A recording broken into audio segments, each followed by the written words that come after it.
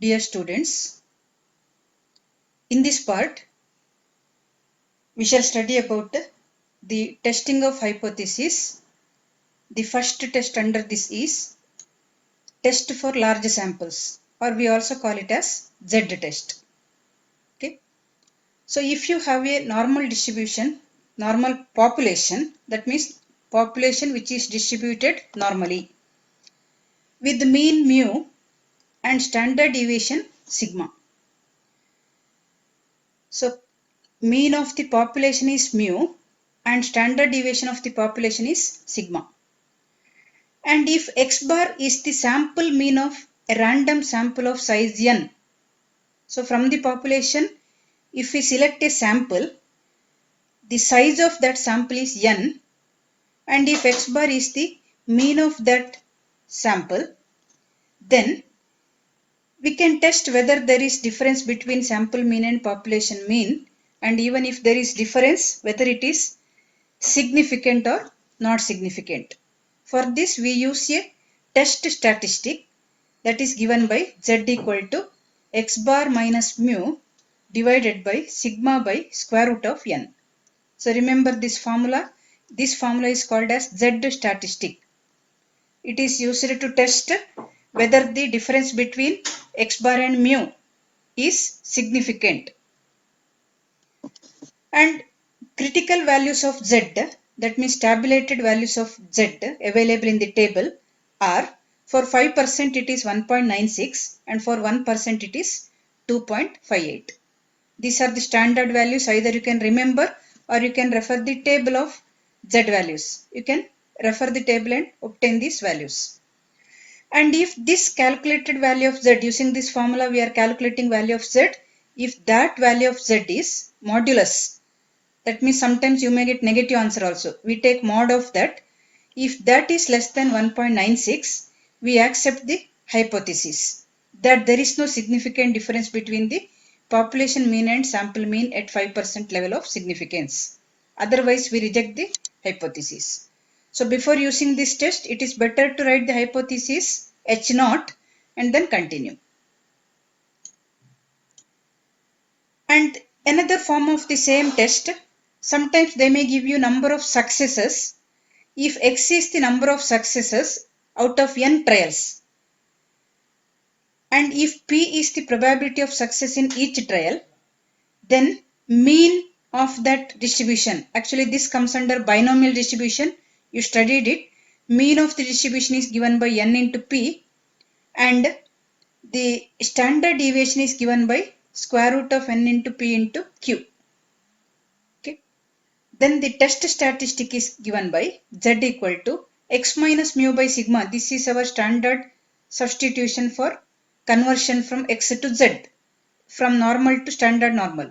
But here x we keep as it is, but in the place of mu, you substitute mean of the number of successes, that means n into p. And standard deviation sigma we write square root of npq. So this is another test statistic when the number of successes out of n trials is given and probability of success in each trial is given. We use this formula. So remember, if x mu is given and sigma is given, we use this formula. Instead, if number of trials and probability of success is given, we use this formula. And in this case also again, if mod z is less than 1.96, we say that there is no significant difference, because that even if there is difference, that is not significant, not that much important. And here, if mod z is less than 2.58, then the difference is not significant at 1% level of significance. If mod z is greater than 1.96, then we reject the null hypothesis and we say that difference is significant. There is difference. If mod z is greater than 2.58, then also we say that difference is significant. But levels are different. 1.96 means level is 5%. 2.58 means level is 1%. Now using these two test statistics, let us work out some problems. The first example, a coin was tossed 400 times and the head turned up 216 times. Test the hypothesis that coin is unbiased at 5% level of significance. So here level of significance is mentioned in the question. Number of trials is given. Coin is tossed 400 times. N is given. And head turned up 216 times. X is given. X is usually taken as number of successes. Here, out of 400 trials, how many times head turns up? You can take head as the success. So it is 216 times. Test the hypothesis that coin is unbiased. So first set up null and alternate hypothesis. What is the null hypothesis here? Test the hypothesis that coin is unbiased. So you start from the hypothesis the coin is unbiased. Then what is H1? H1 is the complementary statement of H0. Coin is biased. And let x equal to number of heads. Generally we take x equal to number of successes. Here it is taken as number of heads. As the coin is assumed to be fair, based on our assumption H0, we write the probability P. P equal to probability of success, which is 1 by 2. Correct? Chance of getting the head. So in that case Q will be 1 by 2. Again 1 minus half. So if N, P, Q and X are known, you can directly use this test statistic. Z is given by X minus NP divided by square root of NPQ. Directly substitute all the values. You can separately calculate square root of NPQ at the side and substitute here, or it's left to you. Calculate. You get the answer 1.6.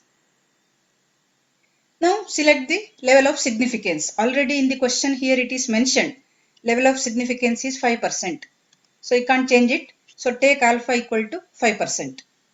In that case, the table value of Z is 1.96, tabulated value.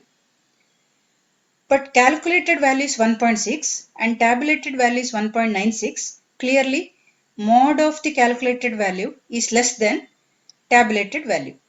That means we can accept the null hypothesis. So we conclude that coin is unbiased. Coin is a good coin, fair coin. That is the conclusion.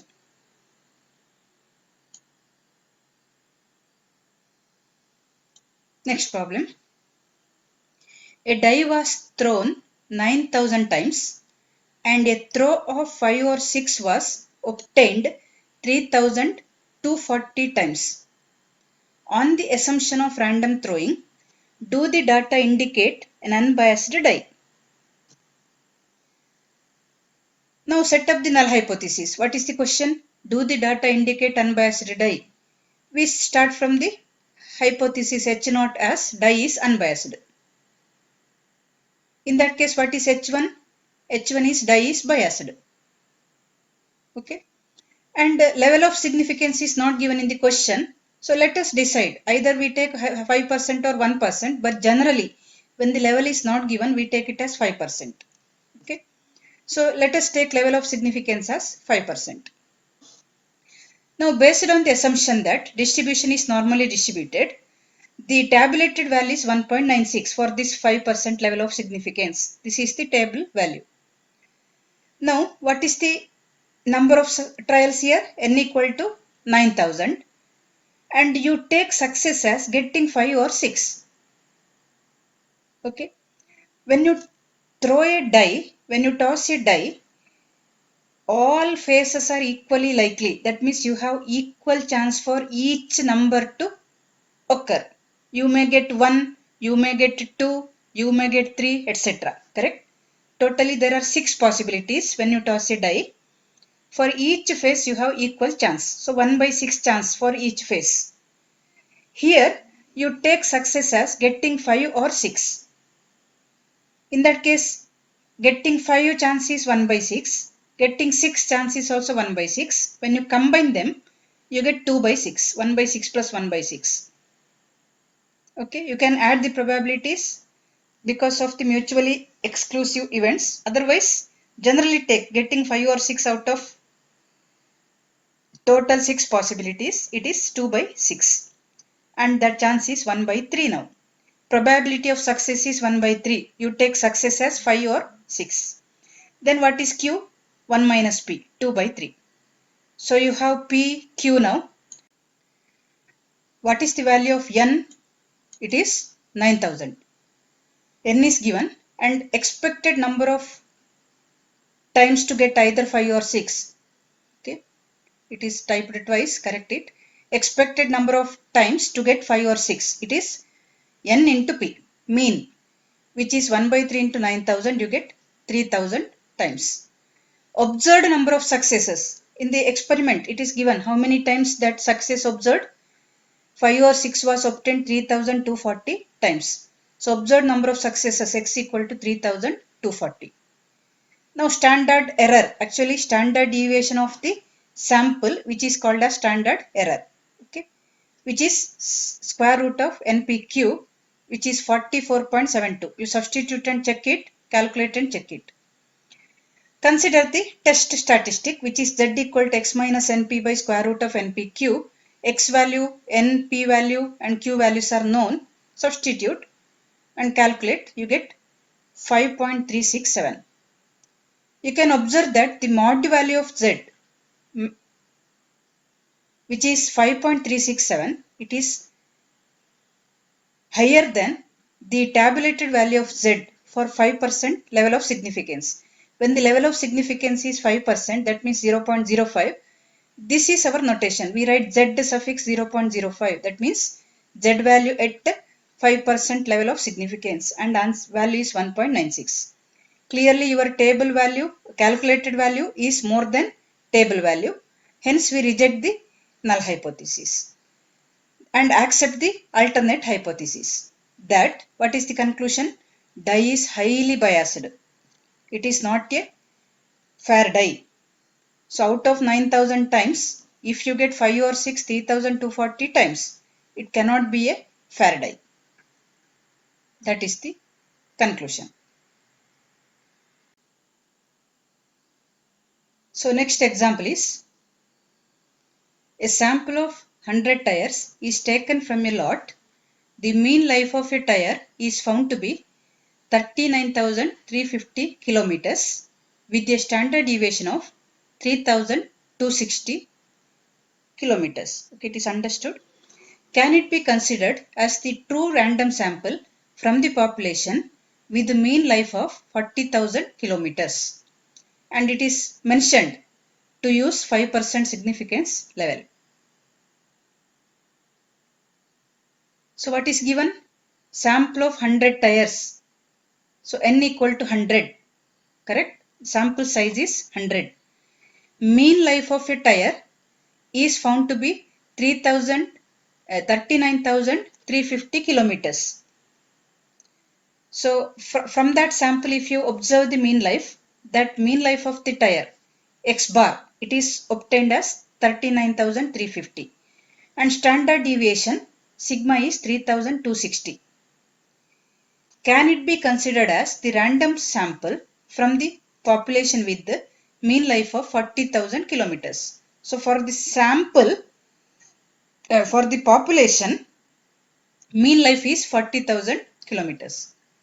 So we start from the hypothesis mu equal to 40,000 h naught. So the population mean is 40,000 kilometers you can include. In that case, what is alternate hypothesis? Mu is not equal to 40,000. You can also take h naught as the sample is taken from the population with the mean mu equal to 40,000. I have just written the notation here. You can write the sentence.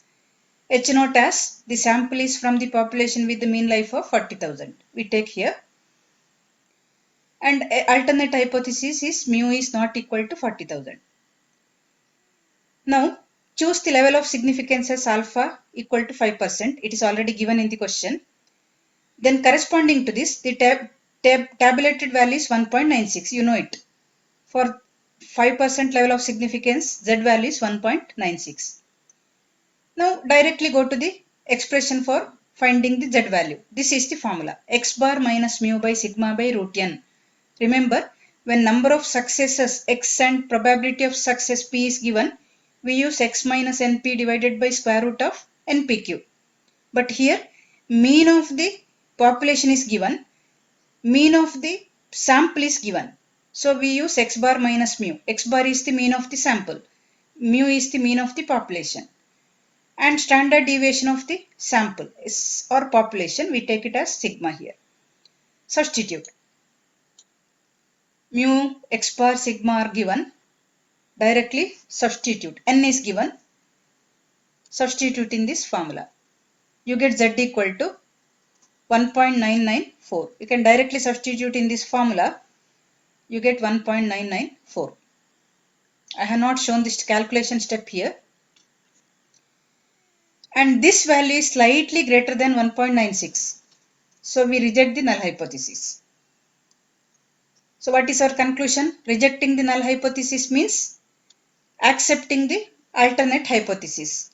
So the sample has not come from a population of 40,000 kilometers as the mean.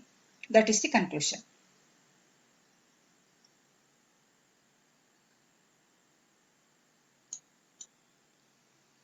Once again, a similar problem is worked out just for your practice.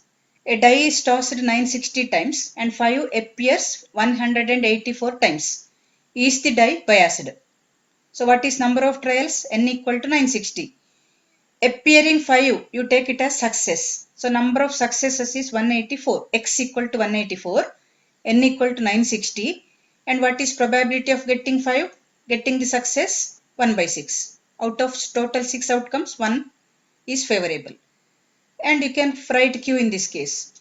So once N, P, Q are known and X equal to number of successes is given, directly you can use this formula. X minus NP by square root of NPQ. I have shown this step separately. Square root of NPQ you can calculate and then substitute here. Or you can directly calculate by substituting in the formula. Okay, you substitute and check the answer, you get 2.078. That value is greater than 1.96. Clearly, H0 is not accepted. What is our H0? Here I have given only one sentence. Suppose the die is unbiased. Actually, it is H0. You can write separately the notation H0. H0 as die is unbiased. And in that case, what is H1? Die is biased. Okay. So in some cases, when it is understood that H0 is this first assumption, we don't separately write it as a notation. Okay, here this is H0. So what is the conclusion? The calculated value is greater than tabulated value. Therefore, we reject H0. That means we conclude that die is biased.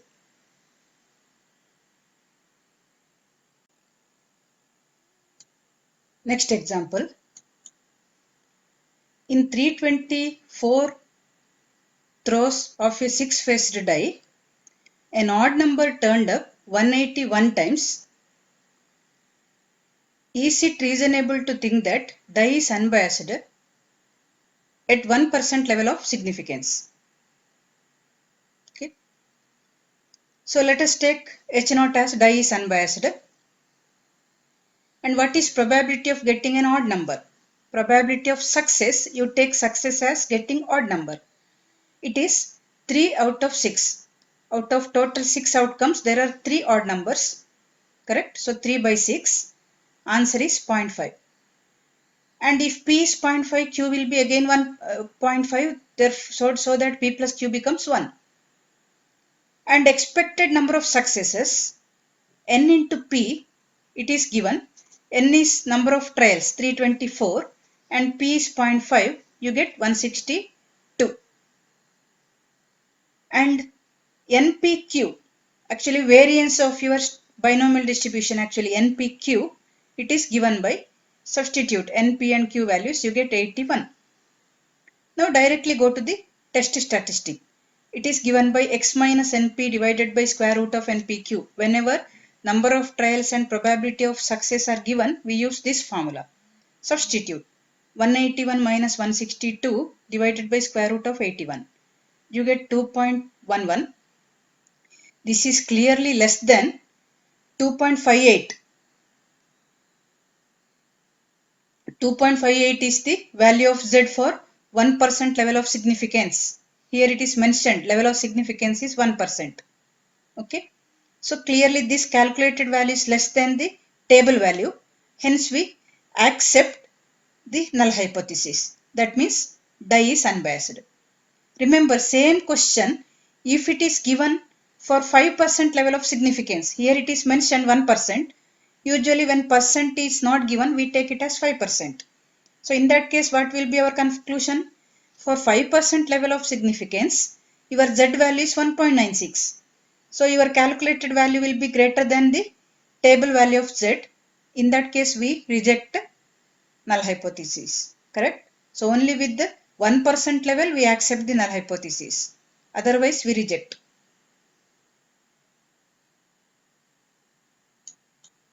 Next example. All are similar problems. Just for your practice I am including here. A coin is tossed 1000 times and head turns up 540 times. So what is n here? 1000. And take head as success. So success appears 540 times. Okay. N x equal to 540, n equal to 1000. And in the tossing of a coin, what is the chance of getting head? Success half, 1 by 2, 0.5. And q will be again 0.5.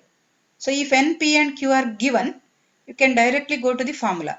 What is formula? X minus np by square root of npq. X is given 540. Number of successes, observed successes, it is 540. And n into p is 500 divided by square root of 250, square root of npq. You get the answer 2.58, which is less than 2.53, which is less than 2.58. So we can say that coin is unbiased. Actually here the level of significance is not given. So you can include one more sentence here. We can say that coin is unbiased with the 1% level of significance and coin is unbiased with the 5% level of significance. The same answer is greater than 1.96. So we cannot accept the null hypothesis for 5% level. Only for 1% level. You better write one sentence. This is for 1% level. I have not mentioned the level percentage level of significance here. And in the question also it is not mentioned. But I selected 1% level. So you mention it. This is less than 2.58 for 1% level of significance. Hence we accept the null hypothesis at 1% level of significance. And same you can write second conclusion also. This value is greater than 1.96. Hence we reject null hypothesis at 5% level of significance. Both answers, both levels you can select and write the answer.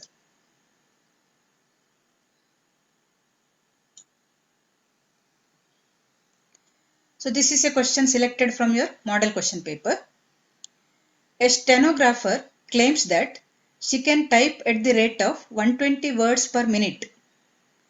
Can we reject her claim on the basis of 100 trials in which she demonstrates a mean of 116 words with a standard deviation of 15 words? Use 5% level of significance. So what is given? She claims that she can type at the rate of 120 words per minute in general. Generally means it is for population. Okay, general result means it is for population. So take mean equal to 120. It is her claim H0. Then what is H1? Mean is not 120. That means she cannot type at this rate 120 words per minute. N is given, number of trials, N equal to 100. And in her 100 trials, she gives the mean of 116. So X bar is 116.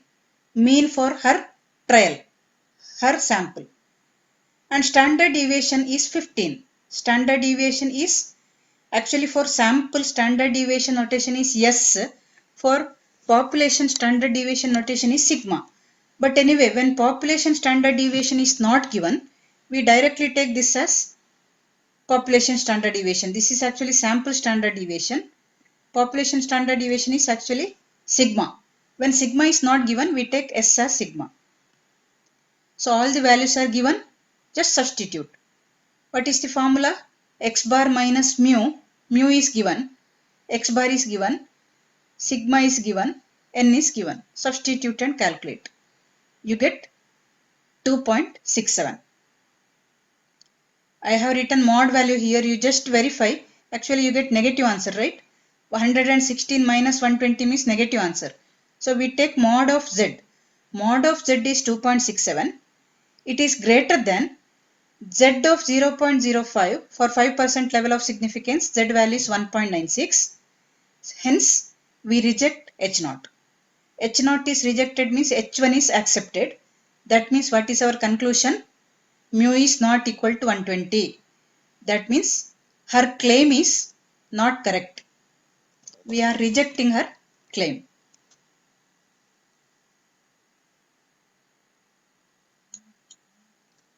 Next example, again selected from your model question paper. A sample of 100 students is taken from a large population. So n equal to 100. Sample size is 100. Mean height of students in this sample is 160 centimeter. So X bar is 160. Can it be reasonably regarded as the sample taken from a population of mean 165 centimeter and standard deviation of 10 centimeter? So population mean means mu equal to 165 and population standard deviation is sigma equal to 10. Okay, and sample size n equal to 100. N equal to 100. And for that sample, mean height of the students is X bar. It is given as 160. So all the required values are given in the question. Only you have to read the question carefully and write the values. And you take H0 as null hypothesis as mu equal to 165. Okay, population mean is 165. So with this assumption, there is no difference between sample mean and population mean. That is the claim. There is no much difference. Actually, there is difference. You have 160 and 165, but that difference is not that much significant. That's the meaning. So we take mu equal to 165. Alternate hypothesis, mu is not equal to 165. So what is the test statistic? When X bar is given, mu is given, sigma is given, we use this formula. X bar minus mu by sigma by root n. All the values are given, substitute and calculate. Okay, here sigma is 10 and root n root 100. These two cancel each other. You get, when you subtract, you get minus 5. But we can compare the mod Z value with the calculated value. Whether significance level is given here? No. In that case, you take 5% as significance level. Okay. Or you better write both conclusions for 5% and 1%. So here mod Z is 5, which is greater than 1.96. So we reject H0. What is the conclusion? There is a significant difference. There is difference, but that difference is significant. It is important. So there is a significant difference between the sample mean and population mean. So same result if you select 1% level of significance. Since in the question level of significance is not mentioned, you can also take 1% or you write both notations, both for 5% and 1%. At 1%, what will be the conclusion? For 1%, Z value is 2.58. Even for that level, this answer is more than 2.58. So with 1% also we reject the null hypothesis.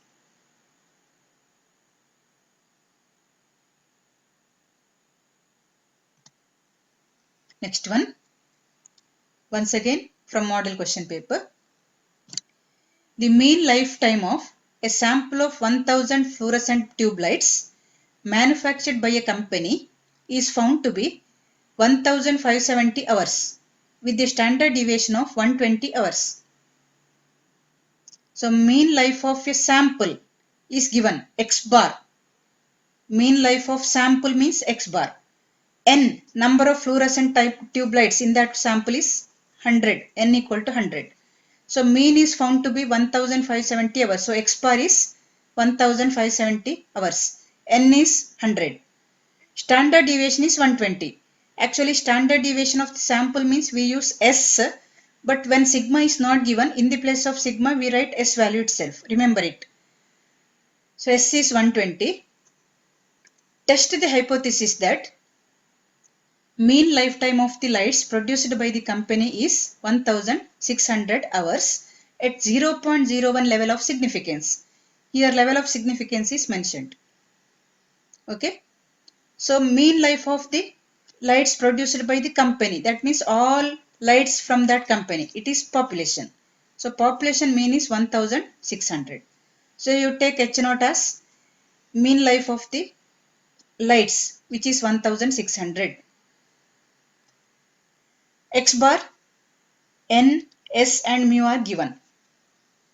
So when X bar, N and mu are given, we directly use this formula. Z equal to X bar minus mu by sigma by root N.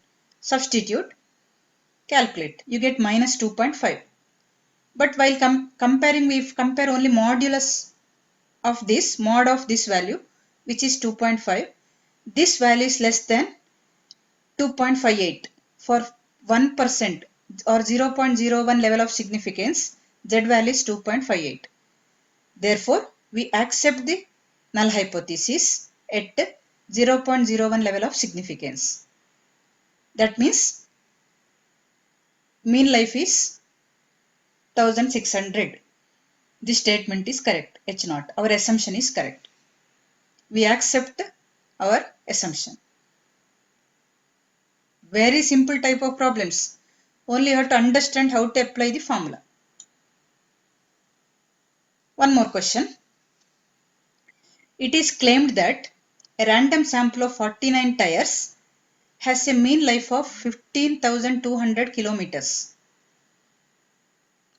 Is the sample drawn from a population whose mean is 15,150 kilometers and whose standard deviation is 1,200 kilometers? Test the significance at 0.05 level. Very simple question. All the required values are given. Sample of 49 tires. So N equal to 49. Number of tires in the sample is 49.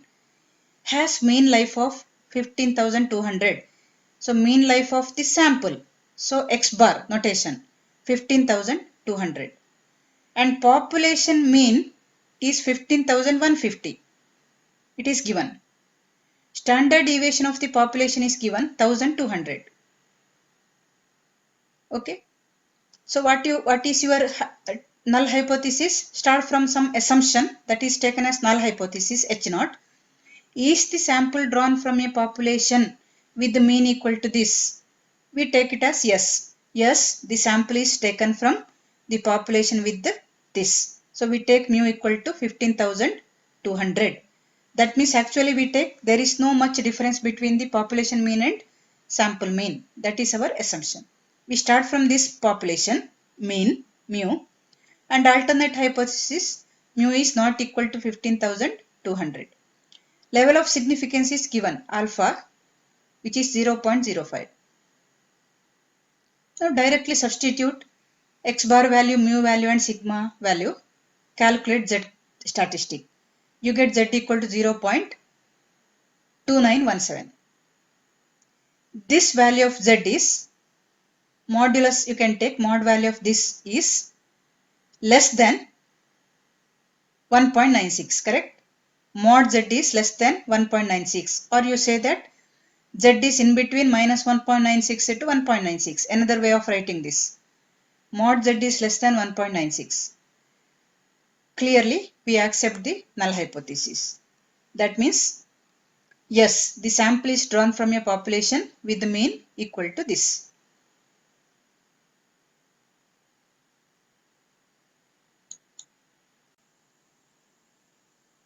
I have included some practice problems for your practice.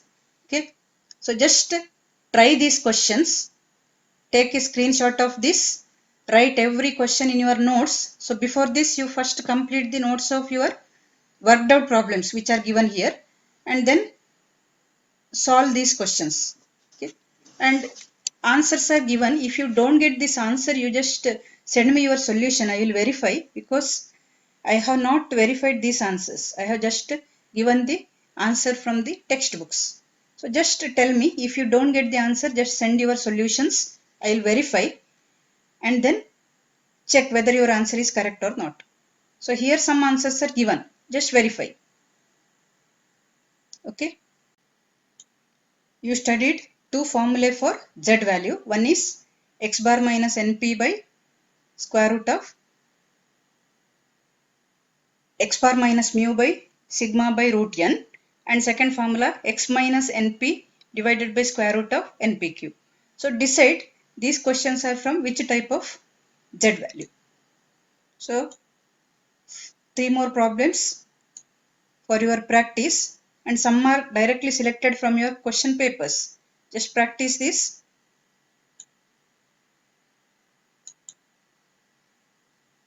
Two more problems. Totally, I have given 8 problems here. Just try these questions yourself. Okay, so I am stopping here. In the next class, we shall study the next test, that is T test, T distribution test, or students T distribution test. That test is used when the sample size is small. When n is more than 30, we use Z test. When n is less than or equal to 30, we use T test. Okay, thank you.